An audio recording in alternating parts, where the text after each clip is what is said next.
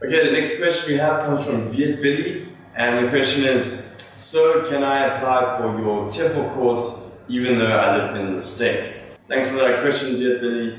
He's referring to the TEFL course which I offer on my website, ninjateacher.com, and it's an online TEFL course, so I think I'll just use this opportunity to talk a little bit about the difference between an online and an in-class TEFL course. So it is from a company in Europe, and if you're from the States, you can still sign up for it. And the only reason why that is the case is that I just searched around for a company that looked reputable and that offered a very low-cost course. Because, to be honest, the best thing you can do is just get a low-cost online course if you're thinking of teaching abroad.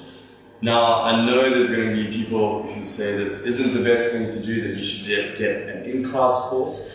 But to be perfectly honest, most schools that I've come across that I've helped place people in jobs with have not even requested to find out whether it was in-class or it was just an online course.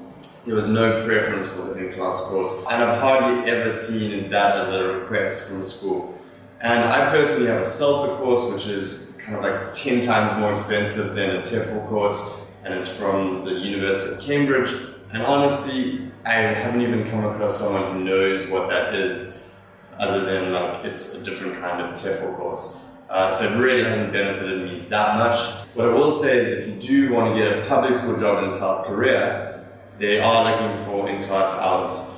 Again, I keep mentioning this, but public school jobs are just extremely difficult to get into right now. You can go ahead and apply through EPIC, but the chance of getting in are super low because it is super competitive. They've cut back on hiring, and they are also moving towards hiring licensed teachers, so they have someone with a license to teach, a teaching degree, and it's just going to be a lot more difficult. So I don't know, honestly I would say most people should just shoot for a Hagwon or private academy job in South Korea, because you can get it more quickly, you can get a location of your choosing, and you are going to find a job most likely, whereas if you apply for EPIC, it's not necessarily going to happen.